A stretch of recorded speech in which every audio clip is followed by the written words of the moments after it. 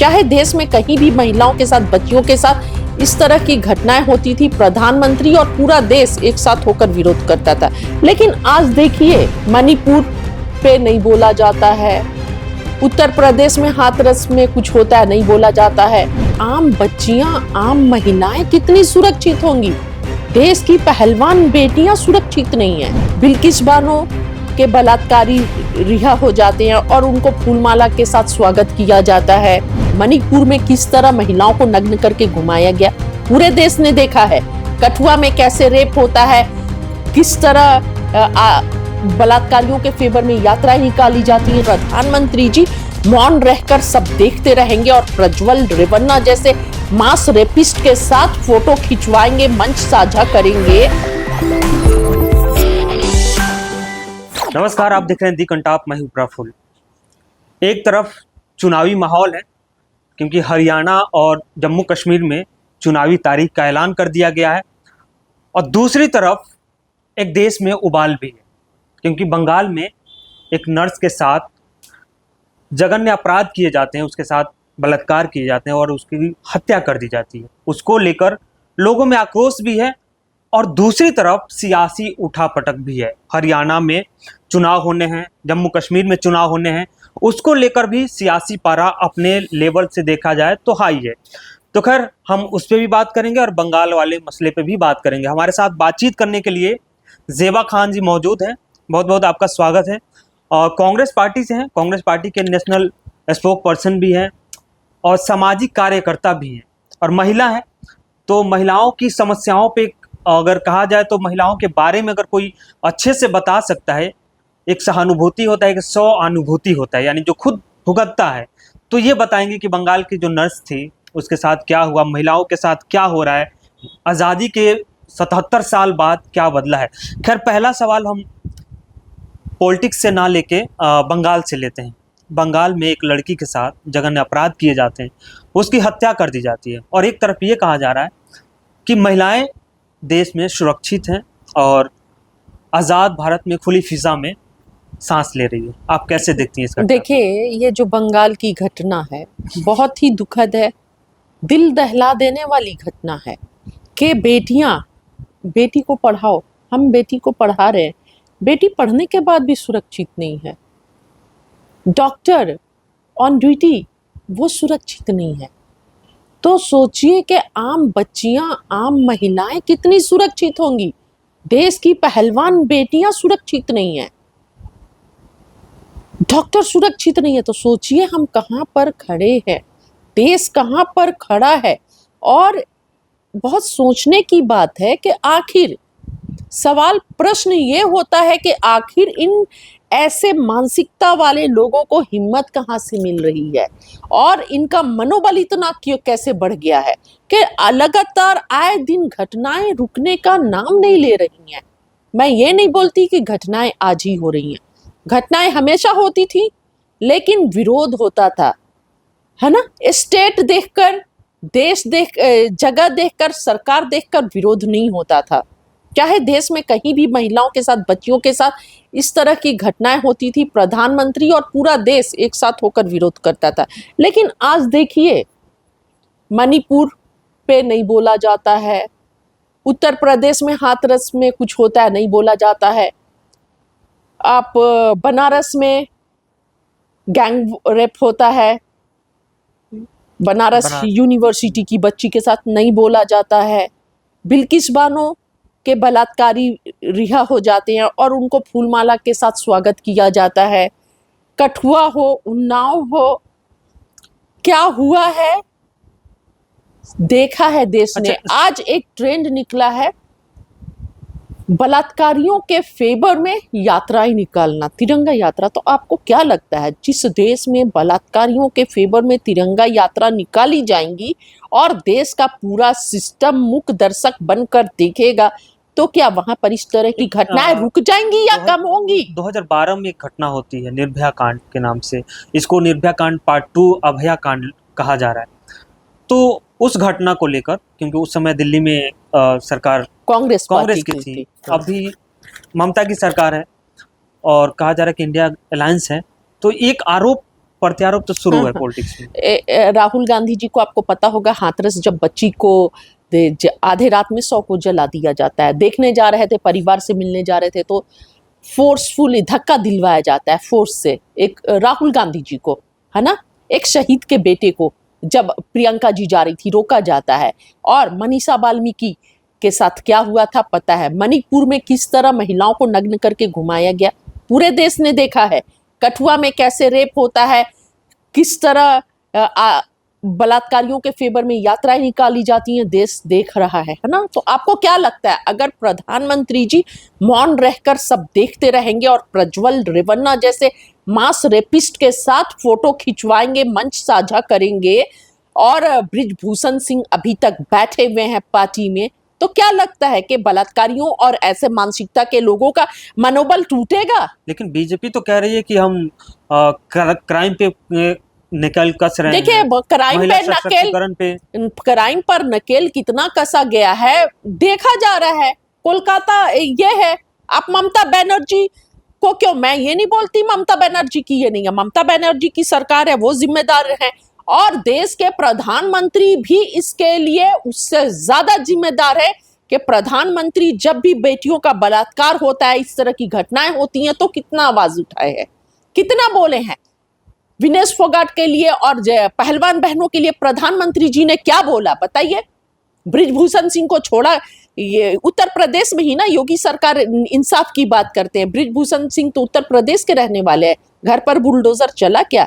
उनका बुलडोजर तो बहुत जल्दी तो स्टार्ट हो जाता है। आपके कहने का मतलब है कि क्राइम को भी मतलब सरकार के हिसाब से या पार्टी के हिसाब से देखा जा रहा है, जहाँ पे बीजेपी की सरकार है वहां पे बिल्कुल वहां पर मौन हो जाते हैं। यहाँ पर ममता की सरकार, मैं ये नहीं बोलती, हर जगह जहां भी देश के किसी भी हिस्से में बेटियों के साथ अपराध हो, बेटियों के साथ अन्याय हो, हमें बोलना चाहिए, पार्टी लेवल से ऊपर उठकर बोलना चाहिए, पार्टी का मुंह देखकर चुप नहीं हो जाना चाहिए कि अगर कर्नाटक में कांग्रेस की सरकार है, वहां पे बेटी के साथ कुछ होता है तो हम एकदम बेटियों का रखवाला बन जाए, और जब मणिपुर में कुछ होता है तो हम मौन धारण कर ले, उत्तर प्रदेश में कुछ होता है तो हम मौन धारण कर ले।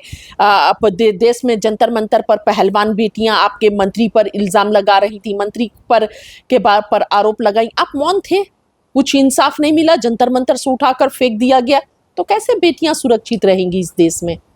इस देश में बेटियां कैसे सुरक्षित रहेंगी बताइए ना, जहां पर सरकार और प्रधानमंत्री पार्टी देखकर, स्टेट देखकर बोलते हैं।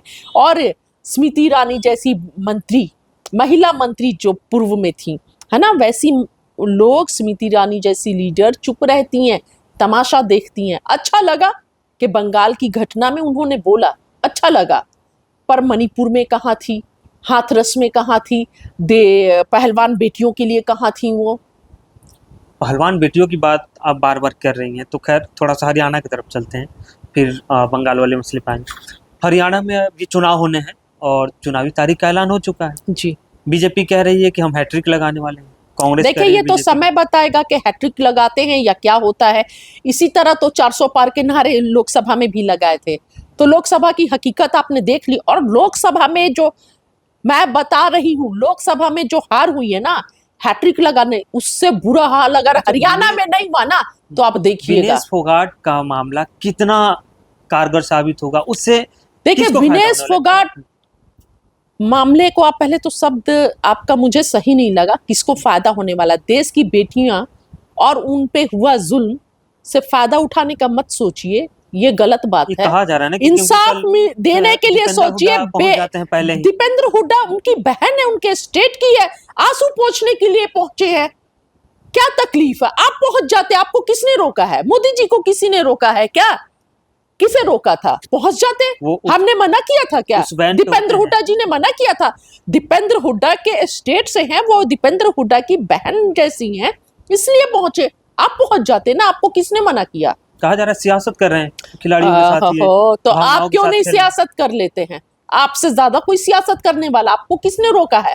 अगर हम अपने देश की बहन बेटियों के आंसू पहुंचने कांग्रेस पार्टी जाए तो वो सियासत कर रही है। दीपेंद्र हुड्डा जाए, पहलवान बहन को जिसके साथ इतने कम ग्राम से वो डिस्क्वालीफाई हो गई, उनके दिल पर क्या गुजर रहा होगा, गोल्ड मेडल नहीं लेके आ सकी, उनके साथ पॉलिटिक्स हुआ। वैसी बहन को ढाढ़स बंधाने गए थे, उसे हिम्मत देने गए थे, उसको टूटे हुए को भाई अपना कंधा देने गया था। और दूसरी बात, जब राहुल गांधी जी हाथरस जाते हैं, प्रियंका जी जाती हैं, तो वहां पर सियासत होता है। और आप लोग मणिपुर पर क्या कर रहे थे? मणिपुर में महिलाओं को नग्न प्रधानमंत्री करके ने सदन में बोला था मणिपुर के बारे में, कैसे वो बहुत बोला? इमोशनल हो गए थे बोलते बोलते। देखिए, वो प्रधानमंत्री हैं, है ना, आम आदमी नहीं है, जेबा खान नहीं है। मेरे हाथ पैर बंधे हुए, मेरे पास कोई शक्ति नहीं है, मेरे सिर्फ इमोशन है। मैं बोल सकती हूँ और दिल में अपने इमोशन को दबा सकती हूँ, है ना, रो सकती हूँ अंदर से। लेकिन वो प्रधानमंत्री है देश के, उनके पास कलम की ताकत है, उनके पास देश की सेना है, उनके पास फौज है, उनके पास पुलिस है, उनके पास प्रशासन है, उनके पास सिस्टम है। वो चाहे तो तुरंत रोक सकते हैं, है ना, वो चाहे तो सरकार को गिरा सकते हैं, वो चाहे तो राष्ट्रपति शासन लगा सकते थे, कुछ भी कर सकते थे, रुक जाता। लेकिन इच्छा होनी चाहिए। ये सब ड्रामेबाजी है भारतीय जनता पार्टी का। वो जगह देखकर, स्टेट देखकर बेटी को, असल में बेटी को इन्हीं से बचाना है, इनके गुंडों से बचाना है, इनके बलात्कारियों से बचाना है, और इनके स्कूल में ट्रेनिंग करके आए हुए लोगों से बचाना है, और किसी से नहीं बेटियों को खतरा है। हाल फिलहाल में लोकसभा का चुनाव खत्म हुआ और हरियाणा में जब भारत जोड़ो यात्रा चल रहा था, तो शायद आप पूरे यात्रा में थी उस समय। जी, मैं कन्याकुमारी से कश्मीर चली हूँ। हाँ, चली। तो उस यात्रा से थोड़े बहुत रिजल्ट उलट पलट हुए हैं, थोड़ा सा हेर फेर हुआ है। उस यात्रा का प्रभाव हरियाणा में देखने को मिलेगा सियासी जमीन पे? देखिए, आज हकीकत ये है कि 10 सालों में देश ने देख लिया है कि राहुल गांधी जी जो बोलते हैं वो सच बोलते हैं। राहुल गांधी जी बहुत शरीफ आदमी है, बहुत इनोसेंट है, कोई छल कपट से परे हैं, वो कोई छल कपट नहीं है, और वो सही में एक देशभक्त है। देश के युवाओं के लिए फिक्र करते हैं, महिलाओं की फिक्र है, किसान की फिक्र है, पॉलिटिक्स से उठकर, है ना, एक अच्छे इंसान है और एक अच्छे लीडर है। तो देश ये देख रहा है, और आप बार बार किसी को बेवकूफ नहीं बना सकते हैं, बार बार आप नहीं बना सकते हैं। देश समझदार है। इस भारत जोड़ो यात्रा में, कन्याकुमारी से कश्मीर और भारत जोड़ो न्याय यात्रा में, देश के युवाओं ने राहुल गांधी जी को देखा है और राहुल जी को समझने का मौका मिला है। जो हजारों करोड़ रुपए खर्च करके ये जो राहुल गांधी जी की छवि को बिगाड़ दिए थे, वो छवि जो धूमिल हो गई थी, अब देश देख रहा है कि राहुल गांधी जी सही में कौन है। तो बिल्कुल राहुल गांधी जी का प्रभाव हरियाणा में पड़ेगा, और हरियाणा ये बुरी तरह से हारने जा रहे हैं।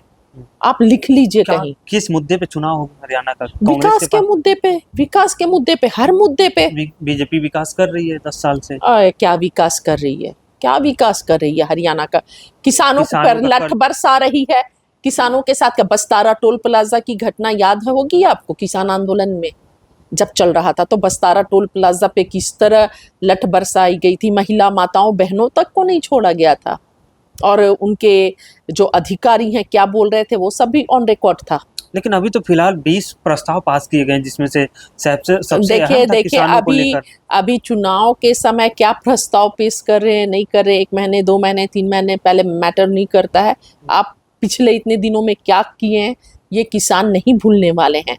और अभी आप किस तरह किसानों को पंजाब बॉर्डर पर जाने से रोके हैं, किस तरह केस किया गया है, गांव में घुस घुस के किस तरह मारा गया है, किस तरह पीटा गया है, किस तरह ट्रैक्टर जब्त किया गया है, ये सब देख रहा है हरियाणा, और पंजाब भी देख रहा है। वक्त आने पर सही समय पर सही जवाब दिया जाएगा।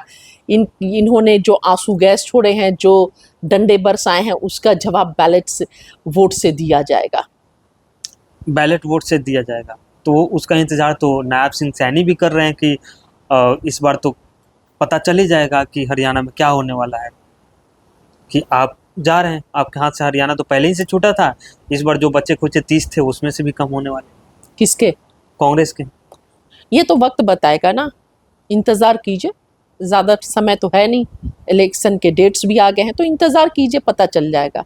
मुझे तो पता है, पहले से ही पता था, इंतज़ार कीजिए, सामने आ जाएगा, देश के भी सामने आ जाएगा।